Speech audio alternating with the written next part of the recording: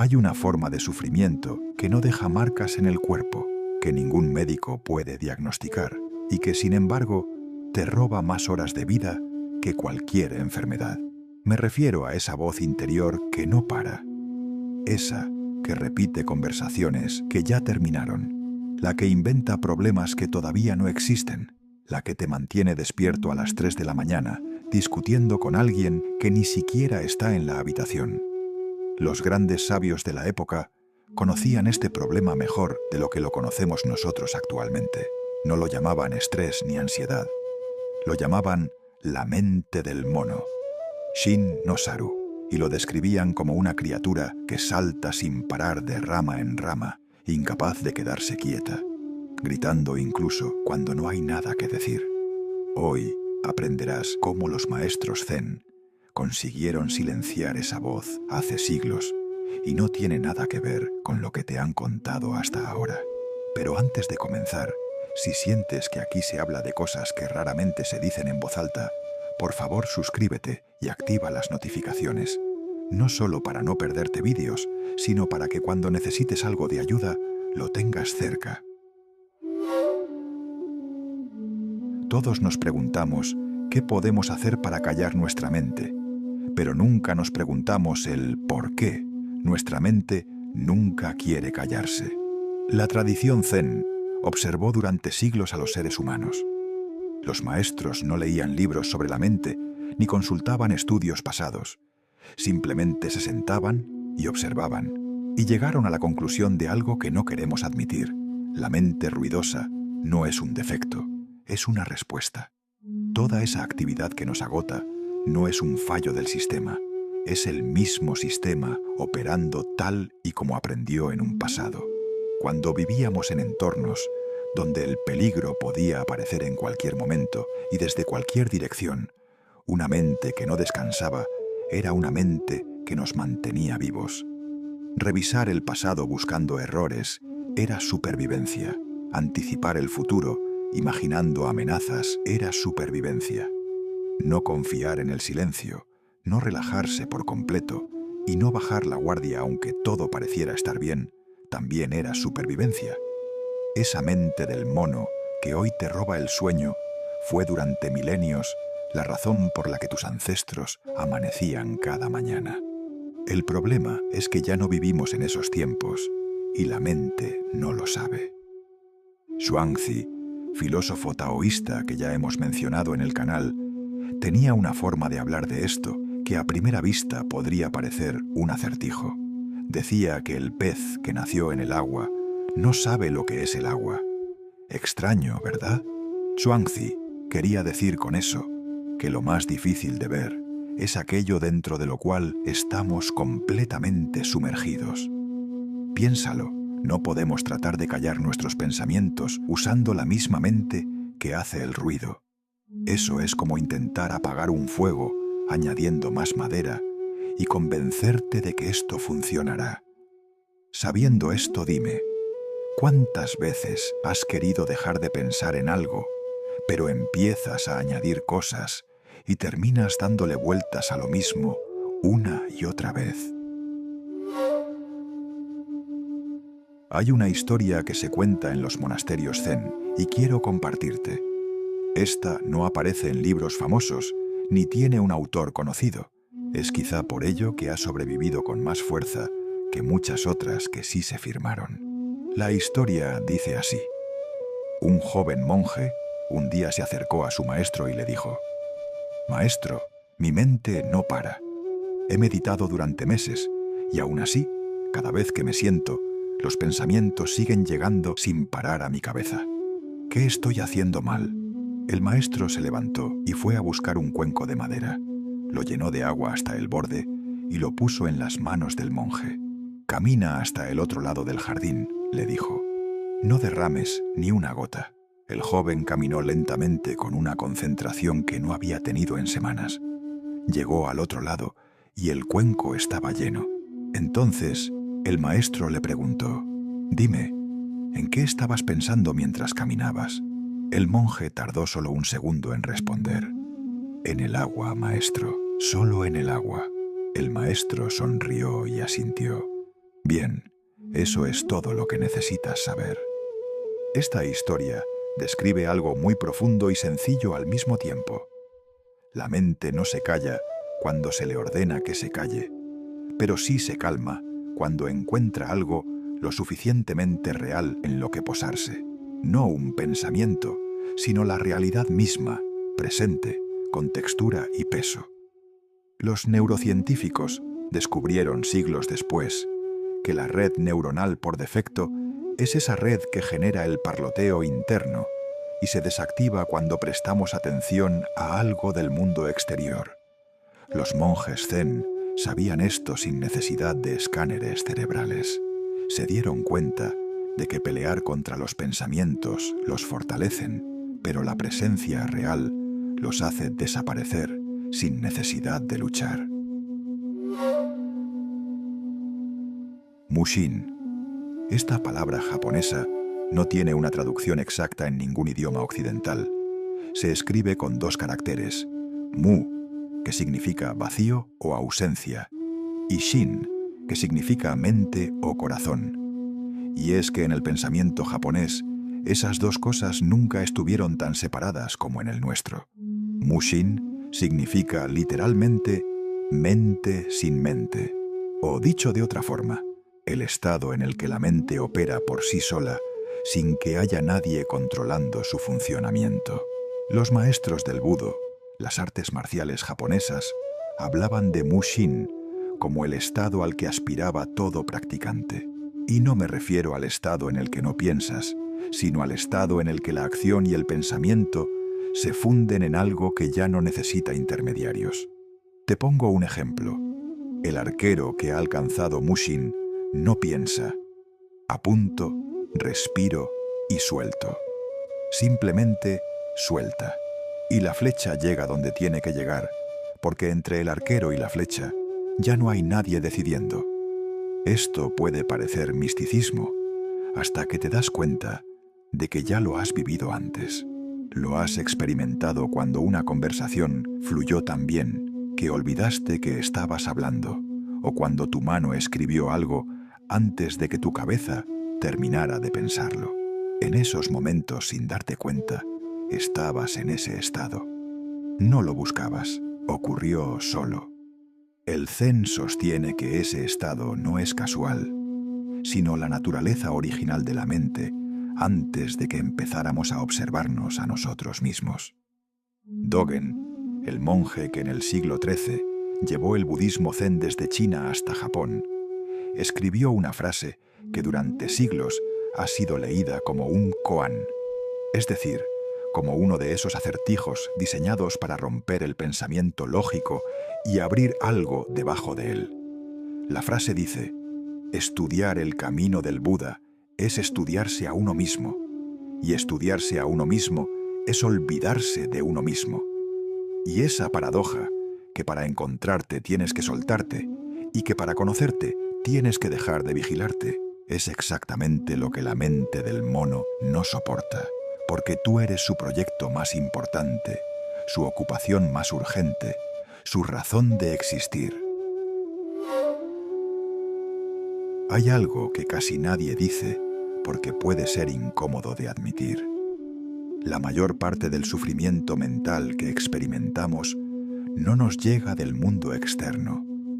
Nos lo fabricamos nosotros mismos con una destreza que deberíamos admirar.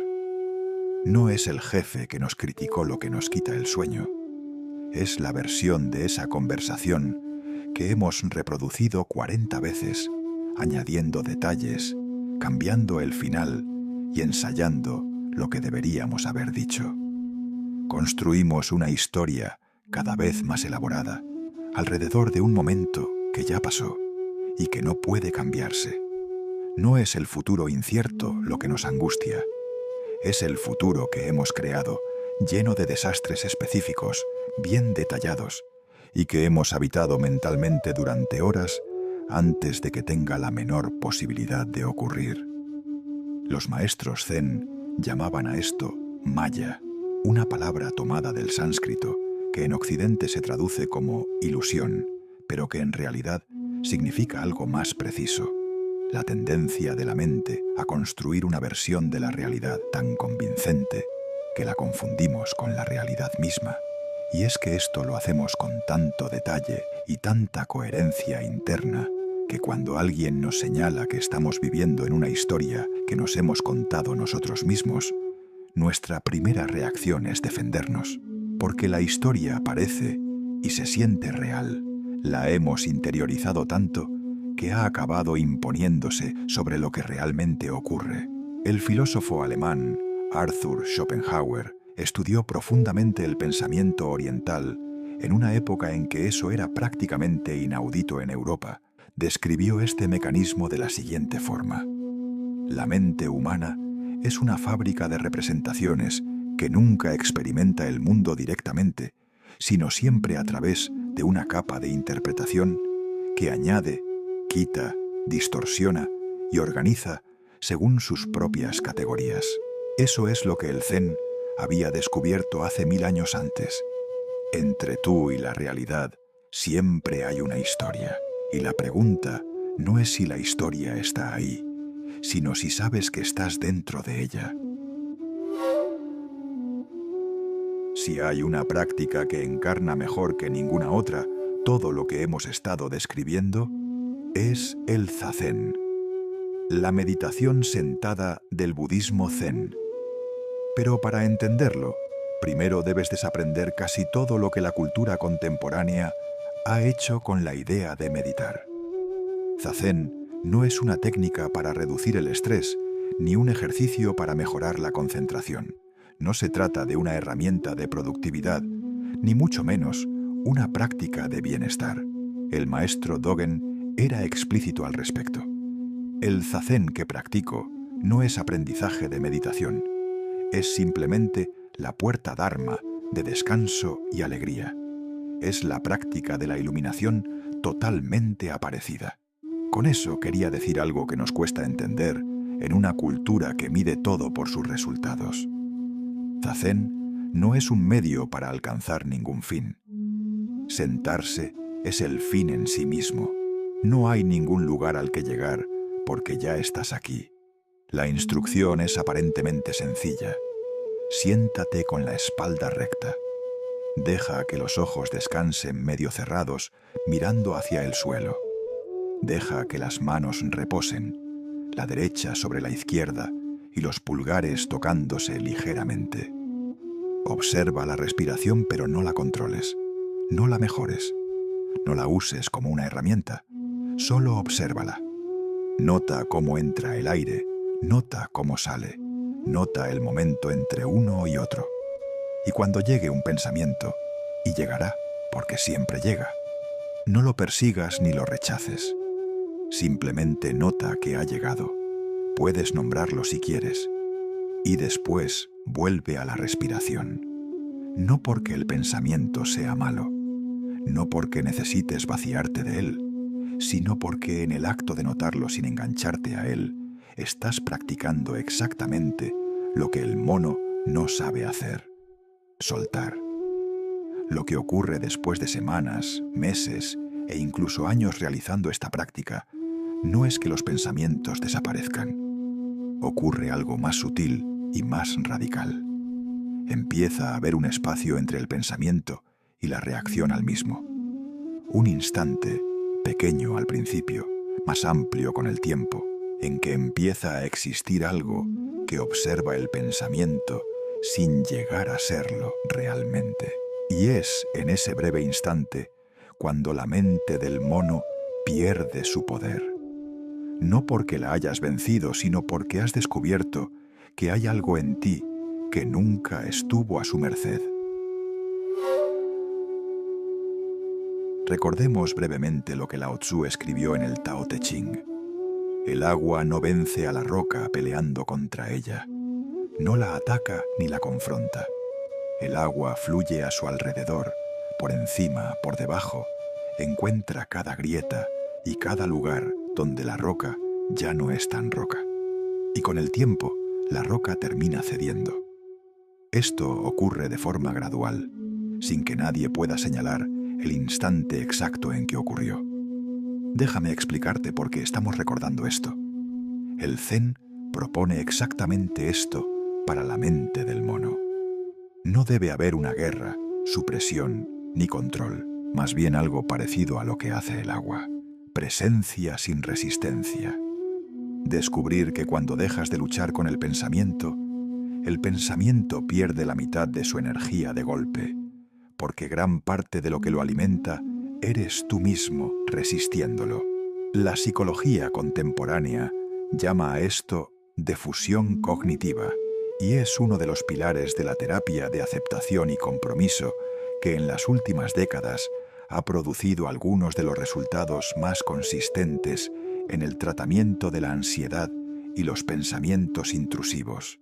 La idea central de ello es exactamente la que los maestros Zen articularon siglos antes, que el problema no es el pensamiento, sino la fusión con el pensamiento, la identificación tan completa con lo que estás pensando que ya no puedes ver la diferencia entre tengo un pensamiento y esto es verdad. Que cuando desarrollas esa distancia para ver tus pensamientos como algo que ocurre en ti y no como lo que eres, tu forma de relacionarte contigo cambia profundamente. No es que el pensamiento desaparezca, es que tú eres un poco más grande que él. Hay otro koan, uno de los más conocidos, aunque pocas veces se explica en su contexto completo, que dice: si tu casa está en llamas, ¿qué salvas primero? La respuesta que da la tradición Zen no es lo que esperas. No te dice que salves a las personas, ni que salves objetos irreemplazables. En realidad, no te dice nada concreto. La respuesta que da es esta. La pregunta misma es la habitación en llamas. Lo que quiere decir es algo que tarda un momento en asentarse, como casi todo lo que viene del Zen. Cuando la mente está en el caos y el mono salta, cuando los pensamientos se acumulan, la ansiedad sube y el ruido interno se vuelve ensordecedor. El error más común es empezar a resolver el caos desde dentro del mismo caos, buscar la respuesta correcta cuando la pregunta misma es el problema. Tratar de ordenar el incendio en lugar de salir de él.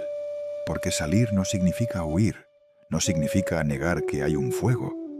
Significa dar un paso atrás suficientemente grande para ver la habitación entera en lugar de estar dentro de las llamas. Ese paso atrás es exactamente lo que la práctica Zen entrena. No te enseña a pensar mejor, te enseña a saber cuándo estás ardiendo y no pensando. Y esa distinción, aparentemente pequeña, es la que lo cambia todo. Hay personas que pasan décadas buscando la solución correcta a problemas que no necesitaban solución, solo distancia. Hay personas que construyen sistemas elaborados de control interno sin descubrir que lo que trataban de buscar estaba exactamente donde nunca pensaron mirar. Para terminar, hay algo que los maestros más silenciosos del Zen compartían, y es algo que no aparece en los textos más citados ni en las traducciones más populares. Es algo que se transmitía de otra manera. Compartían la convicción de que la mente en paz no es la mente que ha derrotado al ruido, es la mente que ha descubierto que siempre hubo algo debajo del ruido, algo que no llegó cuando callaron los pensamientos, algo que estuvo ahí desde antes, esperando con la paciencia que solo tiene lo que nunca ha tenido prisa, porque sabe que no puede perderse. No estoy diciendo que ese algo lo encontrarás si sigues ciertos pasos. Digo algo diferente, que ese algo ya está ahí, que la práctica no lo crea, solo despeja lo que lo cubre. Toda la sabiduría zen, taoísta y todas las palabras de Dogen, Lao Tzu y los maestros sin nombre que nunca escribieron nada, apuntan hacia lo mismo. No hay un estado que hay que alcanzar, sino que hay algo que hay que dejar de tapar. La próxima vez que la mente del mono salte de rama en tu cabeza, solo recuerda, el árbol siempre ha permanecido en calma, y tú eres más ese árbol que el mono inquieto, aunque a veces parezca lo contrario. Si algo de lo que escuchaste hoy se quedó dentro de ti, una imagen, una idea o incluso una sensación que no sabes muy bien cómo nombrar, me gustaría saberlo.